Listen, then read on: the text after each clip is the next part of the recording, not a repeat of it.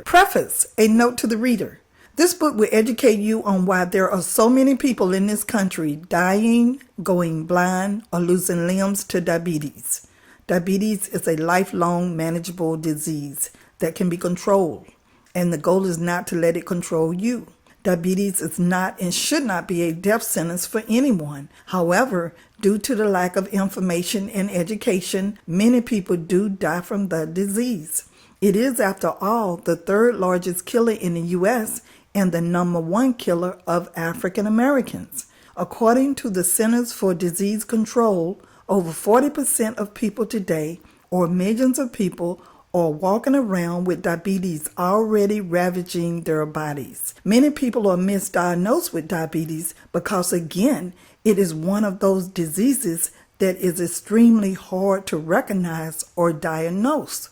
Diabetes is sometimes not detected until something terrible happens, such as a heart attack, stroke, or kidney disease. Not only is it extremely hard to diagnose, but the symptoms of diabetes mimics many other diseases. So finding out if you have diabetes will be key to living with the disease and managing it correctly. Good luck. Chapter 3, Who Gets Type 2 Diabetes? There are two main types of diabetes. One you could be born with, and the other you can get slowly over time. The two main types of diabetes include type 1 diabetes and type 2 diabetes. Many people are born with type 1 diabetes and will have to take insulin for their entire life. Type 1 diabetes means the body makes little or no insulin. It usually appears suddenly, and it usually appears before age 30. Many people with type 2 diabetes would need no medicine at all, need diabetes pills, need insulin, or need pills and insulin.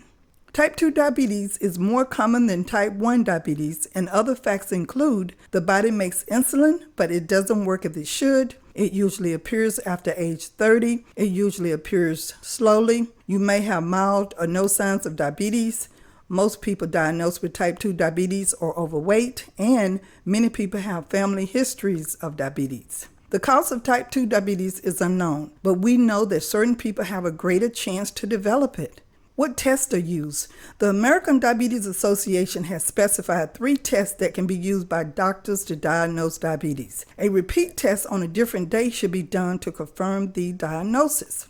Tests for type 1 and type 2 diabetes include glycated hemoglobin test, or the A1C test. This blood test indicates your average blood sugar level for the past 2 to 3 months. It measures the percentage of blood sugar attached to hemoglobin, the oxygen-carrying protein in red blood cells. An A1C level of 6.5% or higher on 2 separate tests indicates that you have diabetes. If the A1C test results aren't consistent, the test isn't available, or if you have certain conditions that can make the A1C test inaccurate, such as if you're pregnant or have an uncommon form of hemoglobin, your doctor may use the following tests to diagnose diabetes. Random blood sugar tests. A blood sample will be taken at a random time, regardless of when you last ate. A random blood sugar level of 200 milligrams or higher suggests diabetes.